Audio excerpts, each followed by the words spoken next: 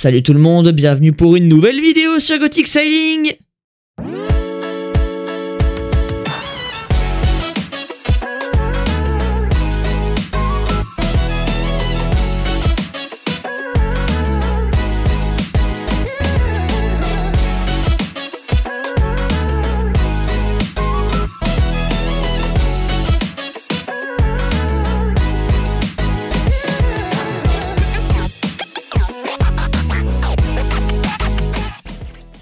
Aujourd'hui, on se retrouve pour une vidéo très spéciale dédiée à l'histoire d'une skipper presque inconnue avant le début du Vendée Globe, devenue la coqueluche de tous les publics observateurs de la course. Je parle bien évidemment de Violette d'Orange. De sa naissance sur la côte ouest de la France à sa 25e place sur le Vendée Globe 2024, découvrez aujourd'hui l'histoire de la flamboyante Benjamine de l'Everest des mers. Si mon contenu vous plaît, n'hésitez pas à vous abonner, à liker, à partager et à venir me suivre sur mes réseaux, Facebook, Instagram et TikTok. Tous les liens sont comme d'habitude en description. Et sur ce, on y va pour la vidéo.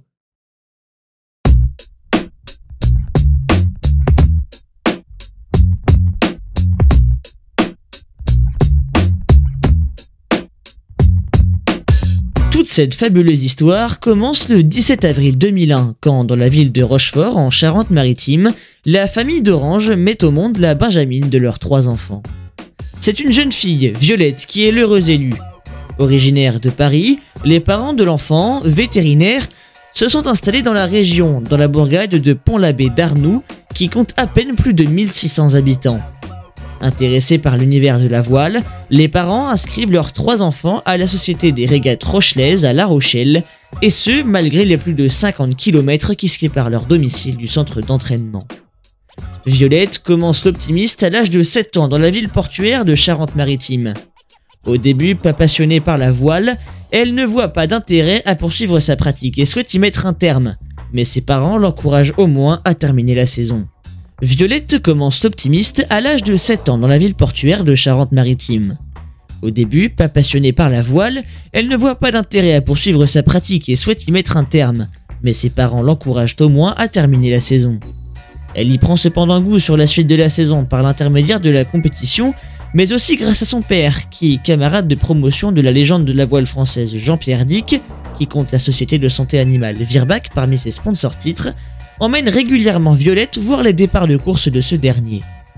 Elle se rend pour la première fois au Sables d'Olonne en octobre 2008 pour aller y voir les 30 bateaux au départ du 6e Vendée Globe. Là-bas, elle croise la skipper de Roxy, la rayonnante britannique Samantha Davis, qui lui signe un autographe. Le déclic se produit là, c'est décidé, Violette deviendra navigatrice et, comme Sam, arpentera les océans.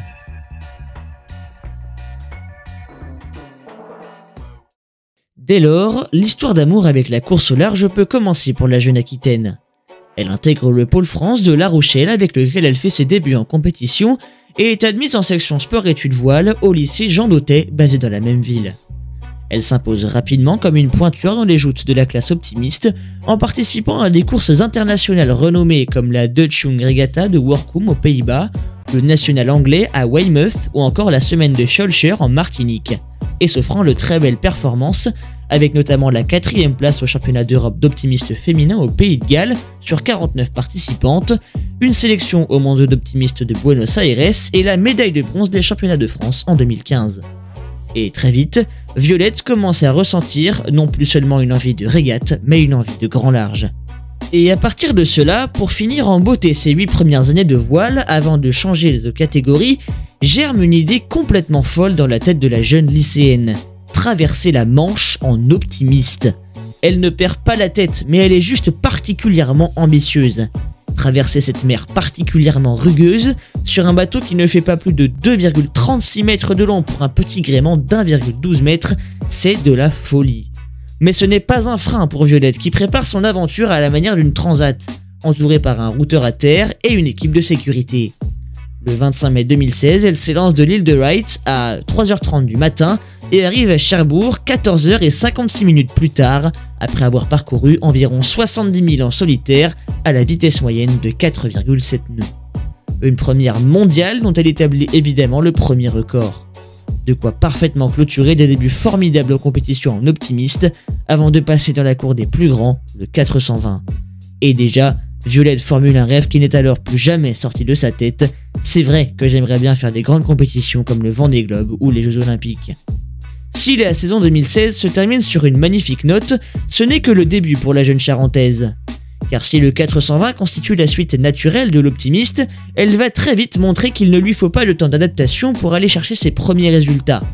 Violette s'adjuge en 2016 le championnat de France et s'offre même une médaille de bronze au championnat du monde jeune d'Auckland en catégorie filles pour sa première année sur le circuit, rien que ça.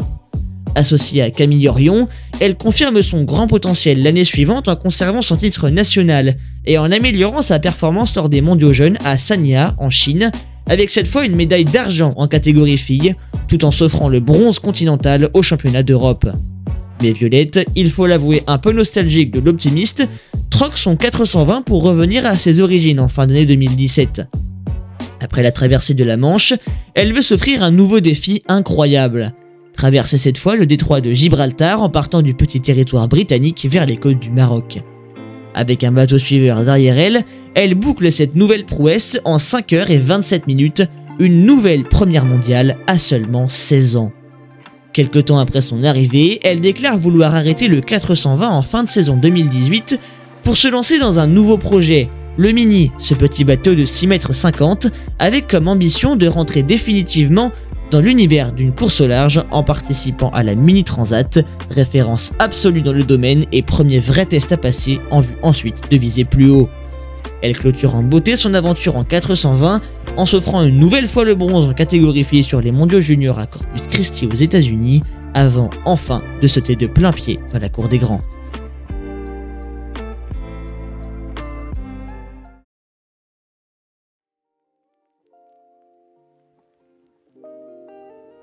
Pour la saison 2018-2019, Violette annonce ainsi son intention de monter un projet pour prendre part à la Mini Transat.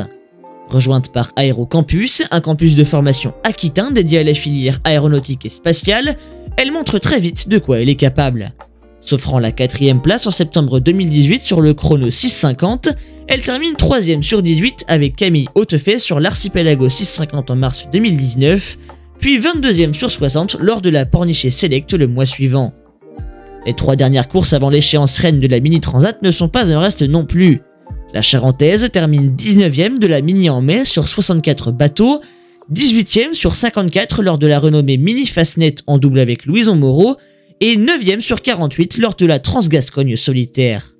Violette touche alors son but, elle va devenir la plus jeune participante de l'histoire à prendre le départ de la Mini Transat. Le départ de celle-ci est donné le 5 octobre 2019 et passé les émotions, la course commence. La Rochelaise montre qu'elle n'est pas venue sur cette référence pour faire de la figuration et prend un bon départ lors de la première étape reliant La Rochelle à Las Palmas aux Canaries, oscillant entre la 9e et la 15e place.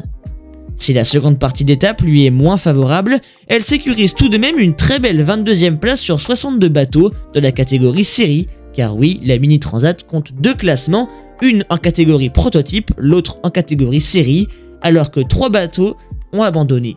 Si le début de la course est plus compliqué pour Aérocampus au départ des Canaries lors de la 2e étape, Violette se reprend rapidement et profite du faible écart entre les participants pour remonter très vite dans le classement à la 14e place.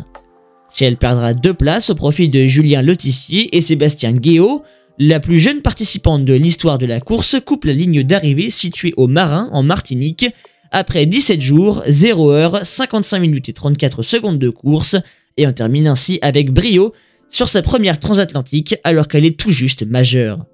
Sur le podium de la classe série se situe d'ailleurs un certain Benjamin Ferré, dont elle va entendre reparler quelques années plus tard.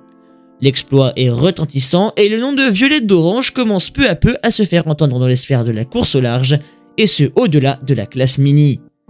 Et alors qu'on l'imaginait naturellement repartir pour une saison sur le circuit, elle vend son bateau à Loïc Mozan et décide contre toute attente de gravir encore un échelon en intégrant la classe Figaro, l'antichambre de l'IMOCA. Dès lors, elle le sait et l'affirme ouvertement, tout ce qu'elle entreprend sur l'eau, c'est en vue d'être au départ du Vendée Globe 2024 qui ne quitte plus ses esprits alors qu'elle assiste à la préparation des 33 skippers en vue de l'édition 2020.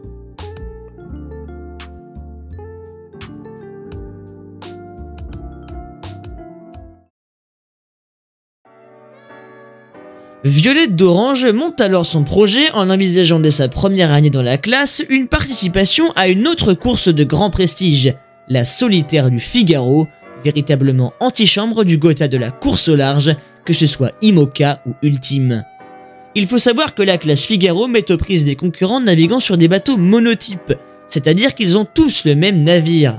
Le modèle Figaro Beneteau 3, premier monocoque à foils de série au monde, développé par le cabinet d'architectes français VPLP Verdier et qui dispute alors sa première saison. Et pour l'intronisation de ce nouveau modèle, 35 bateaux sont au départ et un casting pléthorique est présent. En plus de Fabien Delahaye, Corentin Douguet, Frédéric Dutil, Adrien Hardy, Gilles Dasmaé ou encore Xavier Macaire, tous déjà auréolés d'au moins un podium, figurent deux légendes de la course que sont Yann Eliès et Armel Lecléache, et une myriade de noms qui aujourd'hui sont bien connus, tels que Tom Laperche et Anthony Marchand qui sont désormais skippers en ultime, Sam Goodchild et Tanguy Le Turquet, désormais finishers du Vendée Globe, ou encore Martin Lepape et Phil Sharp qui ont échoué à se présenter au départ de la 10e édition de l'Everest des mers, malgré pour l'anglais un fleuron technologique sorti des chantiers. Au milieu de cette armada, Violette, qui dispute sa première solitaire, réalise le 23e temps sur les 642 000 de la première étape, au départ et à l'arrivée de Saint-Brieuc, avant de terminer 33e de la seconde, reliant Saint-Brieuc à Dunkerque. La Charentaise termine ensuite 21e de la 3e étape et s'offre finalement la 30e place au classement général final, un résultat assez anecdotique étant donné qu'elle prend ses marques dans une classe qui n'a définitivement plus rien à voir avec ce qu'elle avait pu vivre et ce à quoi elle avait pu se confronter auparavant. Et si 2020 était l'année de la découverte, 2021 sera celle de la confirmation, avec deux courses majeures au programme. En plus de la 52e édition de la Solitaire du Figaro, aura également lieu la Transat en double, qu'elle disputera avec comme co-skipper le Britannique Alan Roberts. 2021 se présente dans la vie de la jeune Violette d'Orange comme un véritable tournant. Au début de cette année, elle annonce en effet de façon officielle sa candidature au départ du Vendée Globe 2024. Elle explique vouloir monter un projet au budget raisonnable et se fixe comme objectif, en plus de celui évident d'être au départ, de terminer la course en priorité. Pendant ce temps, 7 courses sont au programme de cette saison post-Covid-19 sur le circuit Figaro, alors que la pandémie a complètement bouleversé l'année 2020 au point de réduire drastiquement le nombre de courses disputables. Si elle s'offre la 22e place lors de la solo Maître Coq, elle empoche la 14e position du classement général de la Sardinia Cup en double avec Alan Roberts, dans ce qui fait figure de véritable répétition générale pour la première course phare de la saison, la Transat en double, qui va pour la première fois dans la jeune carrière de la Charentaise lui faire traverser l'Atlantique en Figaro. Violette et Alan prennent le départ de Concarneau le 12 mai, avec la ferme ambition, après leur très belle prestation sur la course précédente, d'intégrer un top 10 qui semble leur ouvrir les bras. Malgré des derniers jours à terre en vase clos, la pandémie ne permettant ni la tenue d'un village ni la tenue d'un prologue, le duo prend un bon départ en se postant d'entrée de jeu aux portes du top 10. Devenir passe le point de passage des Canaries en 14e position, à seulement 43 000 du leader, puis alterne entre la 12e et la 4e place que le tandem occupe à la mi-course. Les écarts finissent par se creuser et Violette et Alan stabilisent finalement leur position à la 11e puis à la 9e place qu'ils ne quitteront plus. Devenir coupe la ligne d'arrivée à Saint-Barthélemy après 18 jours, 8 heures, 58 minutes et 26 secondes, un immense succès pour les deux jeunes skippers qui va donner un magnifique élan à la carrière des deux marins. La Solitaire du Figaro, dont le départ est donné le 22 août, verra cette tendance se confirmer pour Violette qui, après une 25e place sur la première étape, puis une 24e sur la seconde, s'offre une splendide 11e position sur la 3e étape, avant de boucler cette Solitaire 2021 avec le 21e rang de la 4e étape. Ces résultats conjugués permettent à la jeune Charentaise de s'offrir la 19e place du classement général, améliorant ainsi sa précédente prestation de 11 strapontins. Désormais habituée à la classe Figaro et après sa 18e place sur la solo Guicoten-Concarneau, Violette boucle la saison 2021 en s'offrant la 19e place du championnat de France élite de course au large, remportée finalement par Tom Laperche.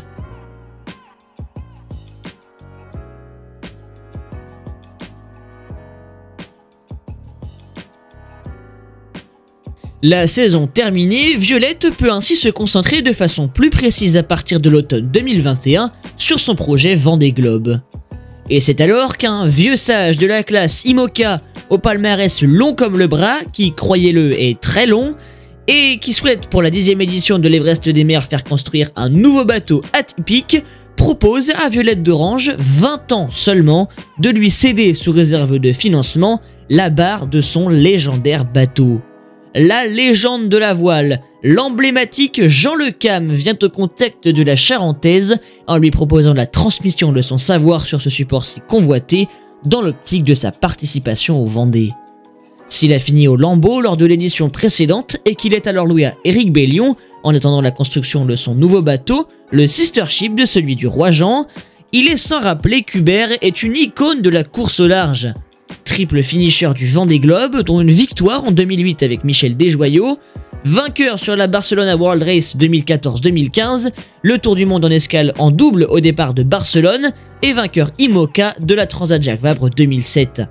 C'est ainsi que sont posées les premières pierres de son projet Vendée Globe 2024.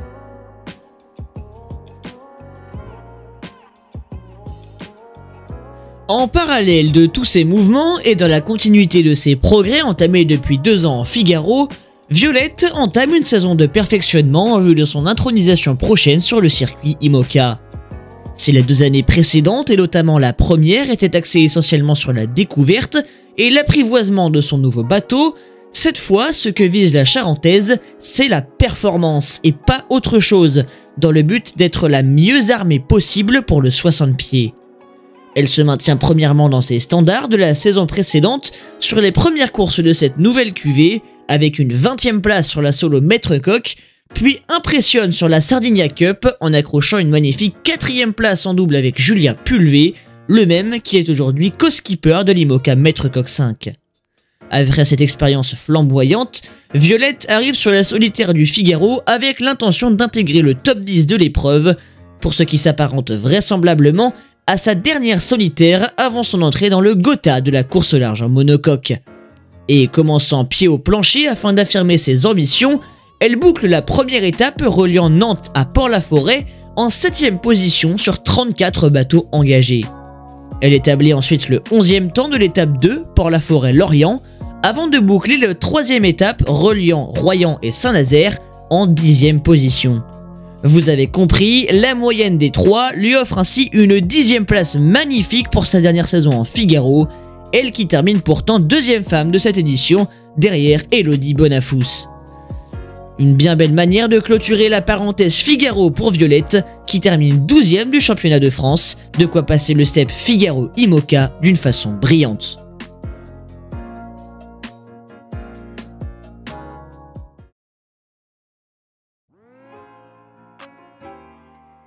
Passé ces 3 belles années en Figaro, Violette se lance en 2023 de plein pied dans l'aventure Vendée Globe 2024. Master 1 en poche, elle met ses études d'ingénieur en pause afin de n'avoir à l'esprit que son projet pour le Tour du Monde. Et elle a bien fait. Après de longues recherches, la jeune Charentaise annonce le 7 août qu'elle est parvenue à dégoter un collectif de sponsors afin d'assurer une partie du financement du projet, ce qui constitue la date de décollage officielle du projet de Violette pour l'Everest des mers. Comme prévu, elle rachète Hubert, le bateau de Jean Le Cam, qu'elle rebaptise Devenir avec une référence à ses initiales, et s'entoure d'une équipe technique dont le boat captain, et par la même occasion co-skipper, n'est autre que l'expérimenté Damien Guillou, qui a déjà préparé plusieurs bateaux au départ du Vendée Globe, avec le soutien du roi Jean et de Jean-Pierre Dick, avec qui Violette entretient des liens étroits aussi par l'intermédiaire de son père Arnaud. L'aventure en IMOCA, outre les entraînements, commence pour la Charentaise à partir du mois de septembre où elle se fait déjà remarquer. Pour sa première course sur le circuit et en préparation des grosses échéances à venir, le duo qu'elle forme avec Damien Guillou classe Devenir à la 13e place d'un classement composé de 34 bateaux sur les 48 heures du défi Azimut, reléguant derrière eux des foilers à l'instar de Bureau Vallée 3, l'un des meilleurs bateaux de génération 2020, ou encore Maître Coq 5 et Biotherme, tous deux pourtant très récemment sortis des chantiers et qui font figure d'épouvantail pour le prochain Vendée Globe. De quoi permettre une préparation plus qu'optimale avant la Transat Jacques Vabre qu'elle disputera en double, puis le retour à la base qui constituera sa première course en solo en IMOCA. En double, la Charentaise et son boat captain terminent 21e de la Transat Jacques Vabre sur 40 bateaux en novembre, coiffant à nouveau au poteau des foilers, alors que Violette boucle sa première transatlantique en IMOCA le mois suivant à la 23e place sur 32 participants, ce qui fait d'elle non seulement la plus jeune navigatrice à traverser l'Atlantique en solo à la barre d'un 60 pieds à 22 ans, mais qui valide surtout sa première phase de qualification pour le Vendée Globe à moins d'1 an du 10 novembre 2024. Pour l'année fatidique, avant la grande échéance que tout le monde attend, Violette se concentre sur les 2 dernières courses qualificatives du circuit, d'une part la Transat CIC, anciennement Transat anglaise, et d'autre part la New York Vendée des Sables d'Olonne, ce qui constitue en résumé un aller-retour entre la France et les États-Unis. La Charentaise prend le départ de la CIC le 28 avril 2024 et peut savourer le moment. Après 4 ans de travail acharné, Violette est officiellement qualifiée pour le Vendée Globe 2024 et, ayant respecté tous les critères imposés par le nouveau processus de qualification, sera au départ le 10 novembre. Libérée de cette pression et malgré une course compliquée à cause notamment des conditions météo assez défavorables, elle boucle sa 2e transatlantique en 18e position sur 33 bateaux, après 10 jours, 19 heures, 20 minutes et 23 secondes de course, reléguant une nouvelle fois des foilers derrière elle. Enfin, elle peut savourer l'avant-goût du Vendée Globe en terminant un mois plus tard la New York Vendée, avec en poche une nouvelle 18e place sur 28 participants, et peut ainsi remonter un chenal qu'elle descendra le 10 novembre et qu'elle a désormais pour objectif de remonter en début d'année 2025.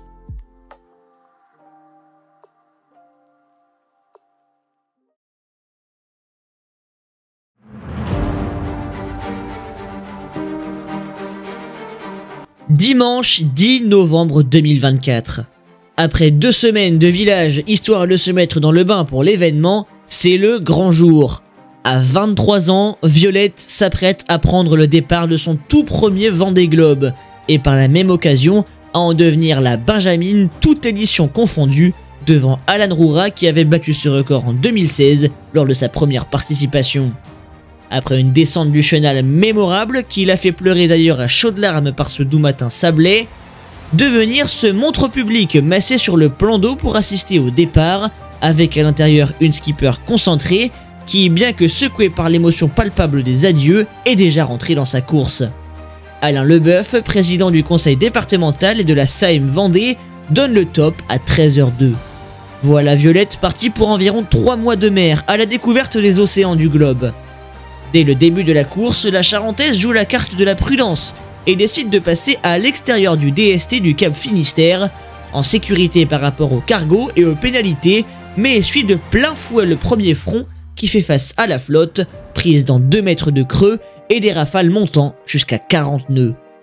Descendant l'Atlantique Nord, elle semble prendre, malgré une météo irrégulière, beaucoup de plaisir à naviguer, offrant une nouvelle jeunesse à sa légende de bateau. Elle passe l'équateur après 12 jours, 20 heures, 15 minutes et 29 secondes en 21e position, juste derrière Éric Bellion, mais aussi juste devant Jean Le Cam, son mentor. Bien implanté parmi le premier groupe de la seconde moitié du tableau, mené par le roi Jean et Isabelle Yoschke, Violette glisse à bord de Devenir et lutte à la faveur de tout petits écarts pour prendre la tête du groupe de contre dont elle fait partie. Elle franchit Bonne Espérance, son premier grand cap, après 25 jours, 1 heure, 2 minutes et 44 secondes de course à la 26e place. Alors que la première très grosse dépression lui réserve un accueil musclé dans les mers du Sud qu'elle voit pour la première fois, la Benjamine de cette 10e édition opte pour une trajectoire très sud, flirtant avec la zone d'exclusion antarctique pour éviter la tempête dans laquelle sont annoncées des conditions dantesques. Au menu, des rafales à 60 nœuds et surtout 7 mètres de houle. Cette traversée par une trajectoire assez osée n'exempte pas Violette du bricolage. Que serait le Vendée Globe sans une emmerde par jour, dixit Michel Desjoyaux. Le 14 décembre, elle est ainsi contrainte à démonter et remonter 2 fois la colonne de winch dans son intégralité, tâche ardue lui ayant nécessité 7 heures de travail acharné. Elle double 4 jours plus tard le Cap Lewin en conservant sa 26e position et boucle son premier océan Indien un peu plus d'un mois après le départ, plus précisément après 37 jours, 23 heures, 53 minutes et 45 secondes de course. Cependant, le soulagement d'en avoir fini avec la première partie du Grand Sud interviendra plus tard. Il faut d'abord en découdre avec les au revoir que l'Indien tenait à lui offrir. Des rafales à 50 nœuds de vent déchirent partiellement son FR0 et brisent l'anneau permettant de maintenir la basse-taque. La Charentaise avoue, j'ai cru que le mât allait se briser en deux, j'ai eu énormément de chance. Et si l'océan Indien s'est avéré musclé, le Pacifique lui ouvre ses portes en portant très bien son nom. Profitant de l'instant pour recoudre son FR0, la zone de Molle à l'entrée du plus grand océan du monde lui permet de revenir sur ses concurrents qu'elle avait laissé quelque peu filer dans les jours précédents. Violette fête Noël au sud de la Nouvelle-Zélande et passe le point Nemo, l'endroit le plus éloigné de toute Terre, au lendemain du Nouvel An. Malgré la présence d'icebergs confirmés aux abords de la ZEA dont elle est relativement proche, elle a la joie de voir de la neige emplir de féerie la fin de sa traversée du Pacifique le 3 janvier.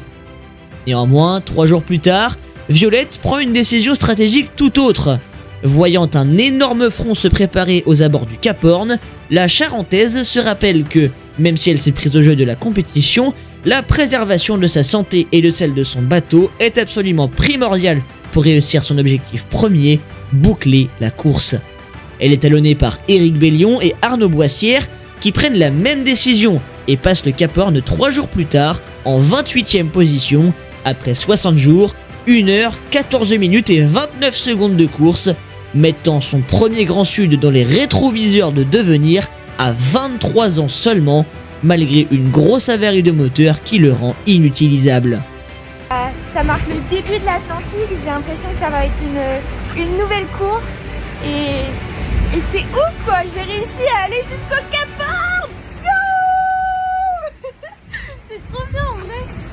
Mais il en faut plus pour décourager Violette qui décide, après avoir tout tenté pour le redémarrer, de finir la course aux énergies renouvelables. Une décision incroyable de résilience qui en dit long sur la motivation de la Benjamine à boucler cet Everest des mers.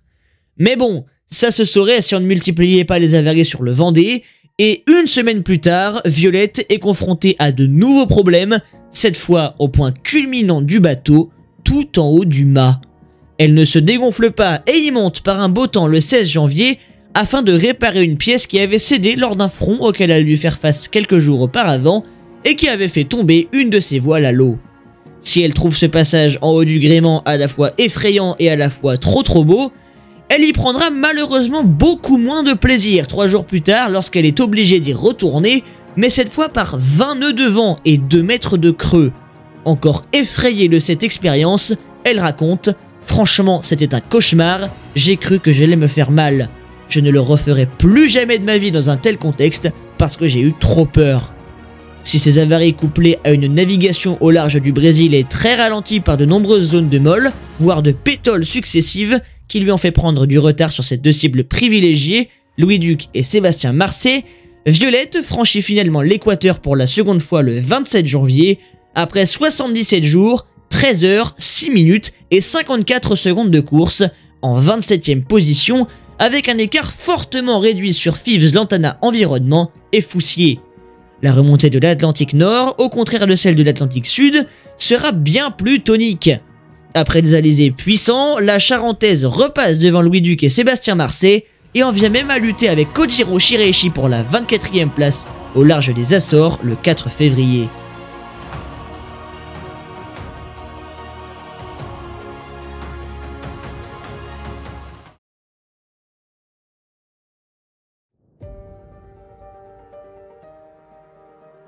Dimanche 9 février 2025, 5 jours plus tard. Un voile de nuages gris drape les sables d'Olonne d'un temps mitigé. Malgré cela, la mer est belle et la journée s'annonce folle. 4 arrivées sont prévues et parmi elles, celle que tout le monde attend, Violette d'Orange arrive. Ayant atteint puis dépassé durant la course le million d'abonnés cumulés sur ses réseaux sociaux, elle est devenue la skipper la plus suivie de cette 10e édition. 1 heure et 3 minutes après Kojiro Shiraishi, qui au final est parvenu à conserver sa 24e place, sous les applaudissements, clameurs et larmes aussi, provenant du véritable flot d'embarcations venu secouer le plan d'eau pour l'accueillir, la Charentaise coupe la ligne d'arrivée du Vendée Globe 90 jours, 22 heures, 37 minutes et 9 secondes après avoir quitté la civilisation le 10 novembre dernier. Le dispositif mis en place pour l'arrivée du premier a été remis en place pour l'arrivée de Violette, et si l'affluence en mer est déjà impressionnante, ce n'est qu'un avant-goût de la remontée du chenal à laquelle elle va avoir droit. Rien à voir avec la découverte de ce stade à ciel ouvert 7 mois plus tôt lors de Yale New York Vendée. Des cars sont affrétés depuis sa commune de toujours, Pont-l'Abbé d'Arnoux, et ses amis lui préparent une magnifique surprise. Après le LSVT pour Sébastien Simon, le COP Maître Coq pour Yannick Bestaven et la Marée Rose de Lazare pour Tanguy Le Turquet, naît le Virage Vio, spécialement créé pour acclamer la Benjamine du Vendée Globe.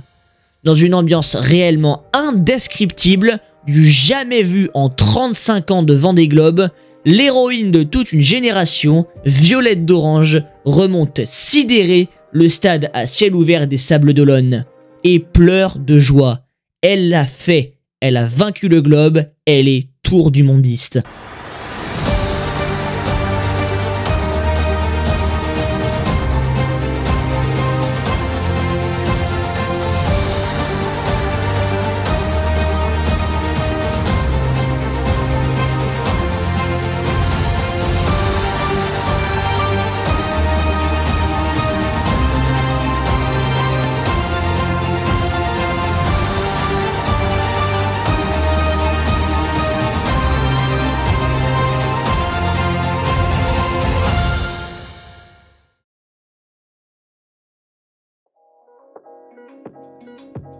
Et il n'a pas fallu attendre bien longtemps pour découvrir le nouveau projet de Violette pour l'année 2025. Après un Vendée Globe 2024 historique, la Charentaise commence aux côtés de son père et de sa sœur aînée Rose, un véritable marathon médiatique et enchaîne les apparitions à la télévision et à la radio. En 3 jours, elle intervient dans presque une dizaine de grands médias français, parmi lesquels France Inter, Quotidien ou encore Télématin, la matinale de France 2. C'est justement en direct sur France Inter, ainsi que sur ses réseaux sociaux, qu'elle annonce son nouveau projet. Si elle avait annoncé lors de sa conférence de presse vouloir prendre le temps de souffler, de profiter de tout ça et de faire redescendre la pression, elle avait aussi assuré vouloir continuer la course au large et participer à une prochaine édition du Vendée Globe. Elle a confirmé la mise en vente d'Uber, son bateau, désormais quadruple finisher du Vendée, et son engagement pour la saison 2025 dans le projet Initiative Cœur, afin de former pour cette saison en double un duo 100% féminin avec son idole de toujours, la Britannique Samantha Davis. Une formidable nouvelle pour le monde de l'IMOCA qui va découvrir un tandem extrêmement prometteur sur le papier et qui paraît déjà complice rien que sur les images de présentation où la joie de Violette peut se lire sur tous les traits de son visage. Mais au final, ne serait-ce vraiment qu'une saison pour continuer sa progression, ou bien le début d'un tuilage et l'amorce d'un projet avec la Charentaise, en figure du projet de l'édition 2028 ? Sam Davis étant resté très évasif sur une potentielle participation au prochain Everest des mers, la question trotte forcément dans beaucoup de têtes. À voir avec le temps, mais ce projet pourrait nous réserver de belles surprises, alors que le duo a en ligne de mire la Transat Café L'Or, anciennement Transat Jacques Vabre, en fin d'année à bord du splendide foiler tout de rouge vêtu de génération 2022.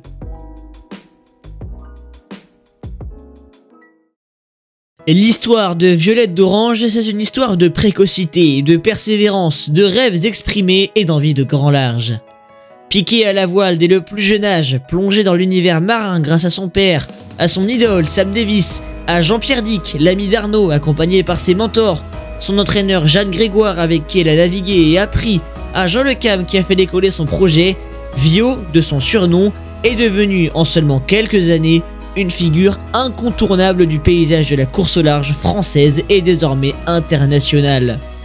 Benjamine de la Mini Transat et de la Solitaire du Figaro, des transatlantiques en solitaire en IMOCA et désormais du Vendée Globe, elle est un exemple de persévérance et la preuve formelle qu'il faut toujours croire en ses rêves, quoi qu'il arrive, quoi qu'il se passe. Même si vous rencontrez des difficultés, surmontez-les. et plus beaux encore en seront vos succès. Après une épopée qui l'a fait décoller, Violette, désormais, a l'avenir devant elle et pourrait ambitionner à moyen, voire à court terme, de devenir la première femme à le gagner, ce Vendée Globe. Merci Violette pour le vent de fraîcheur que tu as su faire souffler sur la communication, sur le Vendée, sur la course large en général. Sois fier de toi et sache que le monde de la voile t'attend pour de nouvelles aventures teintées d'exploits.